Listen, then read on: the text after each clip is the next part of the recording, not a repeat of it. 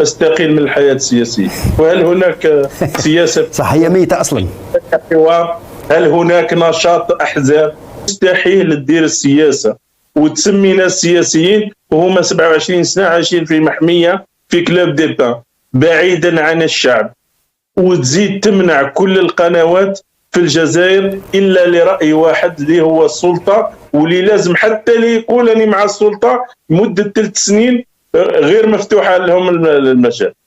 مازال حياته كاع ما شبعش اللحمة. صح. مازال إلا نبداو نقيسوا درجات الراحة، والجزائري مسكينة ومازال. أنا مشيت 4 ولايات في الشرق الصباح نوض على 6:30 ما قدرتش نصور يعني ناس تاع شكارة الحليب دير في لاشان في الطارف في عنابة في سكيكدا في القل عندنا اللي رحت. مازال مشاكل الجزائريين راهم يعيشوا في حالة. بمعنى ما فيش جزائر جديدة أستاذ سعيد. أين هي الجزائر الجديدة يا أخي؟ يعني رانا نتراجعوا ما قبل القديمة كما كاين ما قبل الحجري ما قبل الميلاد، رانا رجعنا ما قبل القديم. يعلن ذلك في شكل التماس من النظام لتمكينه من حقوقه بعد قرار القضاء مؤخرا إلغاء تخفيض عقوبته ب1.5 سنة بناء على عفو رئاسي استقال بفعل قهر الظروف وفق رسالته. المرشح السابق للرئاسيات عز الدين ميهوبي يعلن أيضا اعتزالا نهائيا للعملين السياسي والحزبي، يبغي التفرغ للكتابة والأدب مؤكدا دعمه لمؤسسات الدولة. إن في ذلك بدء انفضاض مرشحين محتملين للانتخابات المقبلة في نظر مقدمين. كذلك رئيس مجلس الشورى الوطني لجبهة العدالة والتنمية الأخضر بن خلاف يعلن أن المحور السياسي أيضا لا اقتصاد ناجحا بدون سياسة راشدة، هكذا يقول كثير من الخبراء. لا يمكن أن تحل مشاكل الاقتصاد بدون حلول للأزمة السياسية الخانقة. أولا نتابع النقاش بعد فاصل قصير.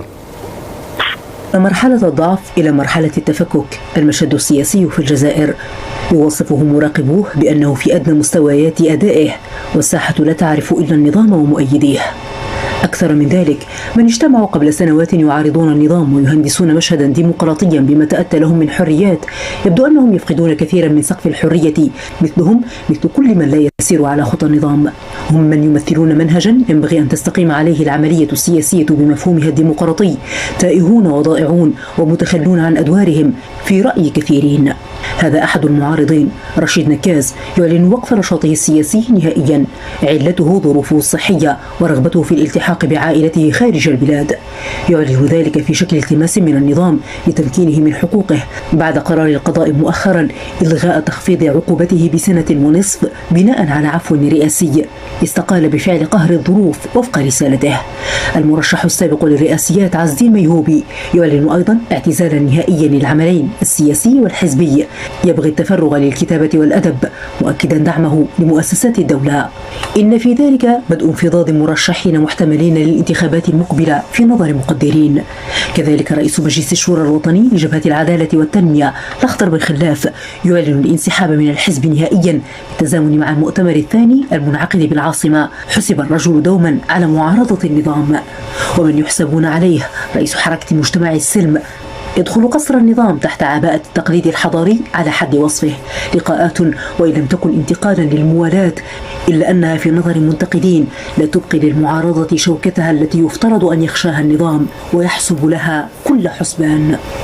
أستاذ سعيد، أعود لك من جديد. عبد المجيد تبون في حديثه أو في حواره مع لو فيغارو الفرنسية يتكلم عن جزائر جديدة، بمعنى لا تراجع عن الخارطة اللي سطرت في عام 2020 في أواخر 2019 نحو جزائر جديدة. ولكن بالنسبة للمعارضة وهذا الرأي الآخر تقول ليست هنالك جزائر جديدة، نحن نعيش تصحرا سياسيا لا مثيل له لم تشهده الجزائر من قبل، وفي هذا التصحر لا صوت يعلو على صوت السلطة. هكذا قال كثير من المعارضين. فأعطيني رأيك حول ما قاله عبد المجيد تبون وشكوى المعارضة من هذا التصحر السياسي اللي فيه مصادرة لهذه الأحزاب. عبد المجيد تبون يريد أن يشتغل مع الجمعيات اللي يعتمدوها حوالي 5000 جمعية، يريد أن يشتغل مع الاتحاد العام للشباب وما إلى ذلك، لكن الأحزاب لا. سي عثمان، أنا سأعلق على تصريح السيد الرئيس لجريدة اليمينية لو فيغارو. أيوة. والصحفي المعروف لدى الجزائريين بتدخلاته النارية ضد المهاجرين الجزائريين، ضد المسلمين وضد. ومع ذلك أقول يعاب علينا ويعاب على من يخالفهم الرأي أنهم يستعملوا قنوات خارج الوطن. على الأقل احنا رانا مع قنوات جزائريين ويغيروا على الجزائر وحابين الخير للجزائر رغم وجودهم في لندن وفي الخارج. هذا من ناحية الشكل. يعني إلا تتهم الناس على الأقل أخطر من هو أقل ضررا لتمرير الرسائل، ومع ذلك تبقى وسيلة إعلامية يمرر رسائله. أي قناة أو مؤسسة إعلامية من حق أي كان أن يمرر رسائله، لأنه ليس بالضرورة أن يتبنى أفكار تلك القناة. هذا من ناحية. من ناحية المعارضة سي عثمان، خلينا نقولوا هل الحياة السياسية في البلاد، أنا حرت كي قال سيميهو أستقيل من الحياة السياسية، وهل هناك سياسة صح هي ميتة أصلا؟ هل هناك نشاط أحزاب طلبت تقيم جامعات صيفية رفضت. الحزب اللي ما يدير جامعة صيفية ويتبادل الأفكار بين المناضلين تاعو ويطور البرنامج نتاعو ويلقى، هذه هي السياسة. هو الحوار، هو إنتاج أفكار، هو التعامل مع الشعب، هو التواصل، هو التواجد اليومي. احنا في الجزائر أنا قلتها خاصة من بعد الانقلاب في 91 أصبحنا نخلق سياسي بمرسوم، نعطيه وزير ولا نعطيه مسؤولية ومن بعد نقول باللي هذا سياسي.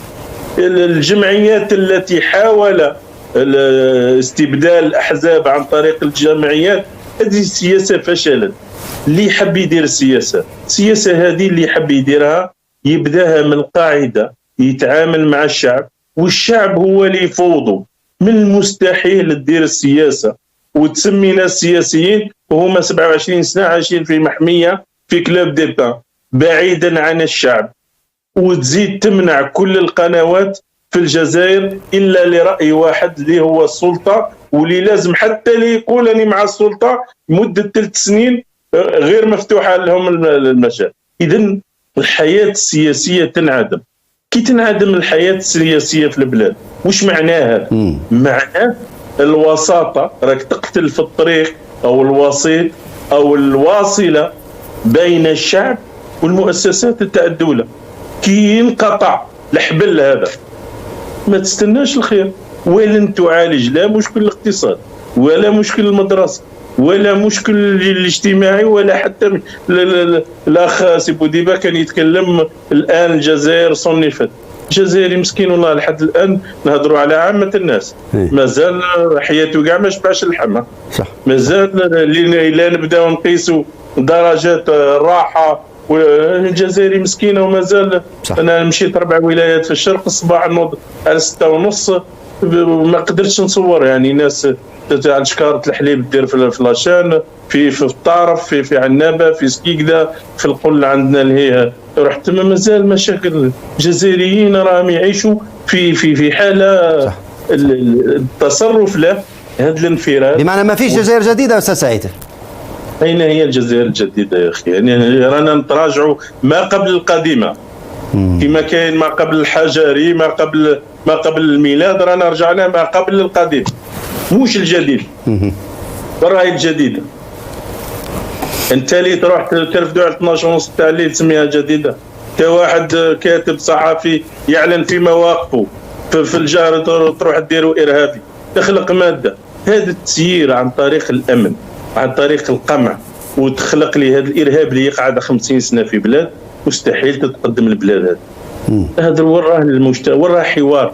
اخي العالم كاع نحلوا لا تلفزيون، الناس كاع عندها تيليكوموند، دور في كل دول العالم حتى اللي كانت تسمى المتخلفة تسمع حوارات تناقش في كل شيء،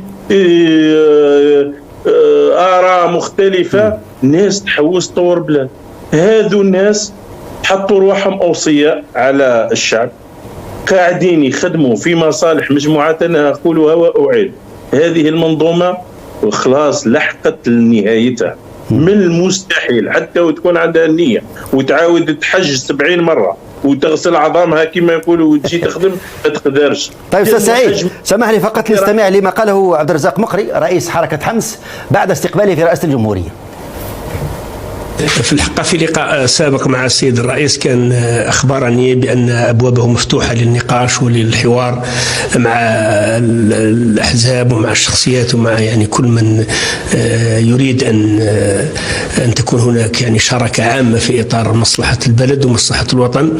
فإذا طلبت السيد الرئيس لأعبر له على بعض وجهات النظر فيما يتعلق بالشأن السياسي، فيما يتعلق بالشأن الاقتصادي، كذلك فيما يتعلق يعني ببعض الملاحظات في مختلف المجالات وفي مختلف الملفات. وفي الحقيقة كان اللقاء طيب، لقاء مفتوح فيه أريحية كبيرة جدا جدا.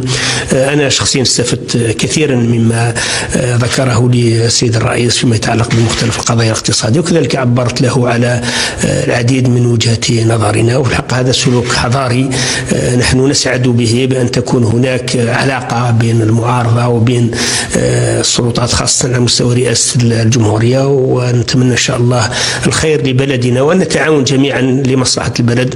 في آخر المطاف مهما كانت التنوع في الآراء والتنوع في الأفكار، فنحن جميعا حريصون على قوة الدولة الجزائرية وعلى متانة الدولة الجزائرية، وحريصون على بلدنا ونتعاون جميعا من أجل مصلحة بلدنا. أرحب بانضمام أستاذ أنيس القامة الناشط السياسي معنا من باريس. أستاذ أنيس، ما رأيك فيما قاله عبد الرزاق مقري رئيس حركة حمص وأنت تستمع لتصريحه إذا وضعته في الميزان؟ يعني ما هي أبرز المحطات التي شغلتك وتوقفت عندها؟ السلام عليكم، شكرا على الاستضافة والقي السلام على الزملاء في البلاطو وعلى كل الشعب الجزائري الذي يشاهد المغاربية.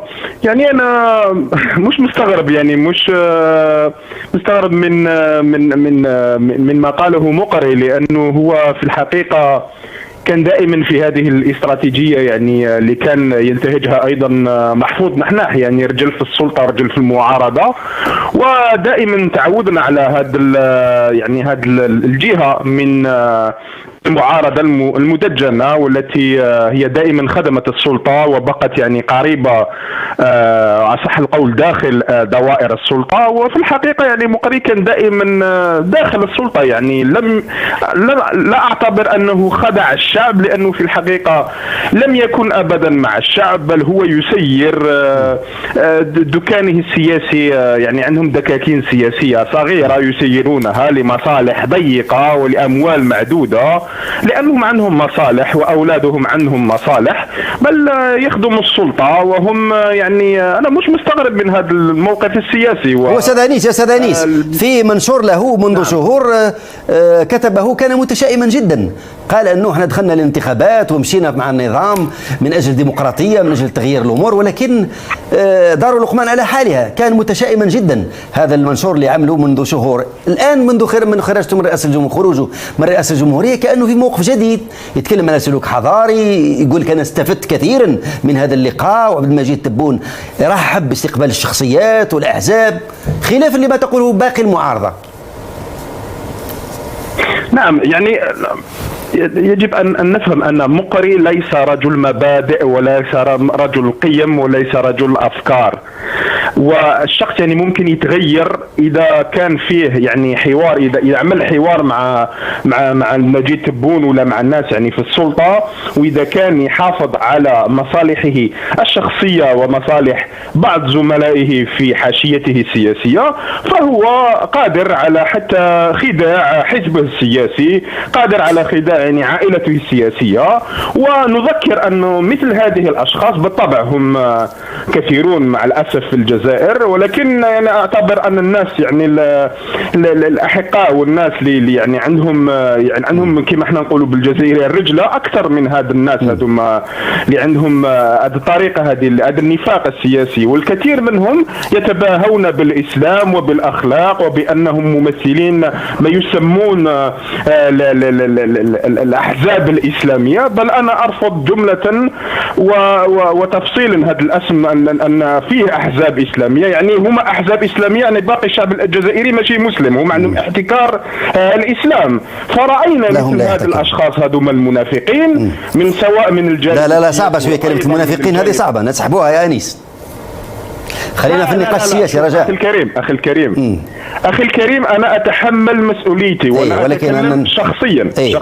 أخي الكريم أنا أتكلم شخصيا، إذا فيه مشكل مع مقري فليذهب إلى العدالة الجزائرية ولا ما فيش مشكل. أنا نقول أنه المغاربية ليست مسؤولة على كلامي. طيب أستاذ أنيس، لما نتكلم يعني أنت في رأيك أستاذ أنيس توافق من يقولون أنه فيه تصحر سياسي، ما فيش فرص للعمل الحزبي الحر مثل ما كان يقول الأستاذ سعيد، ما فيش ملتقيات ولا ندوات تنظم هذه الأحزاب، لأنه دوما يقولون هاتوا الترخيص، هل لديكم تصريح على الجامعات الصيفية؟ هذا الأمر ما زال مستمرا. أحزاب الباط تتكلم، الار سي دي، حزب الأستاذة زبيدة السول، في حين تجد أحزاب ما زالت تصطف مع المنظومة مثل ما حدث مع عبد الفتفليقة رحمة الله عليه. يعني الوضع كما هو. لا، فيه تصحر سياسي، لأنه يجب أن نعترف أن الساحة السياسية في الجزائر حاليا قاسية جدا، ويتعرضون الناس للسجن وللتعذيب والسب والشتم، ويعني الحالة يعني صعبة جدا كي تستطيع أن تناضل سياسيا في الجزائر أو أن تنشئ حزب سياسي. فأنا لا ألوم يعني بعض الزملاء في الجزائر أنه من الصعب أنه تتكلم وأنه تتحرك وأنه تعمل السياسة، والنظام السياسي يعني بحث على ذلك. يعني هو يفكر بطريقة يعني بطريقة سهلة جدا، والنظام السياسي يعني بحث على ذلك. يعني هو يفكر بطريقة يعني بطريقة سهلة جدا، إما راكم معنا إما راكم ضدنا، يعني إما يشترون الذمم كما قاموا بهذا المقري هذا، وهو ليس الوحيد يعني. وكي أكون دقيق، ليس فقط الناس لهذا التيار اللي يسموه التيار المحافظ، بل يوجد أيضا ناس في تيار يعني التقدمي ولا التيار العلماني الذين يعني باعوا يعني شرفهم للنظام وباعوا دكاكينهم السياسية. ولكن أنا متأكد لأنه تدهور الحالة السياسية والاقتصادية والضغط الذي يتولد عن بطش هذا النظام سوف يولد يعني تجنيد شعبي، وسوف يخرج الشعب مرة أخرى، وسوف الشعب يتذكر كل هذا الناس الذين في الحقيقة لم يخضعوا لأنهم كانوا دائما مع السلطة. طيب أستاذ أنيس، نعم، ما رأيك في الذين يقولون يجب أن نكون أذكياء ميكافيليين شوي شوي حتى نصل للهدف الذي نريده؟ هذه هي المعارضة، لازم تكون بالطريقة هذه، ما نكونوش مغامرين، بمعنى هذا النظام يحتاج إلى أذكياء حتى يصلون إلى الهدف الذين يريدونه. هذا كان النوع هذا الآن. بالإضافة إلى ذلك هناك من تحدث حتى عن العهدة الثانية لتبون الآن، قال لك هذا من السابق لأوان الحديث العهدة الثانية، ولكن شوف كلمة بعد ولكن إذا الرئيس حب عهدة ثانية فهذيك الساعة سيجدون أمامه.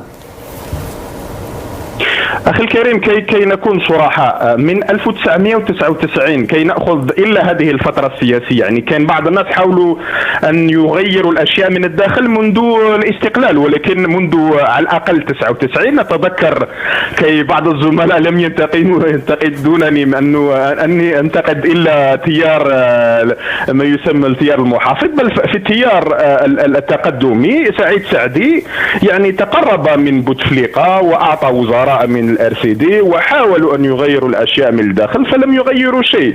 وبعد ذلك راينا كيف رئيسة حزب العمال يعني لويزا حنون حاولت ان تقترب، بل كانت داخل السلطه وحاولت تغير اشياء من الداخل فلم يعني لم تصيب ولم تغير اي شيء. وبعد ذلك راينا يعني ناس اخرون وحاولوا ان يغيروا، كل هذا هو في الحقيقه استراتيجيه من بين استراتيجيات النظام، بل النظام في بعض الأحيان سوف يعطيك ذلك الصورة أن جهة من النظام تحاول أن تغير الأشياء، بل هذا لامتصاص الناس في المعارضة، فيشترون دائما بهذه الطريقة، ليس يعني بطريقة مباشرة يعني هاك أموال وتعالى لكي تخدع الجزائر وشيء مثل ذلك، بل يقول لهم تعالى اخدم معنا وسوف نغير شيئا بعد شيء. نعرف ذلك، نعرف هذه الاستراتيجية منذ على الأقل 99 ولم نجد فيها أي تغيير إيجابي. وهو كذلك أستاذ أنيس، شكرا جزيلا لك. أنيس القامة الناشط السياسي كنت معنا من باريس عبر الهاتف، شكرا جزيلا لك.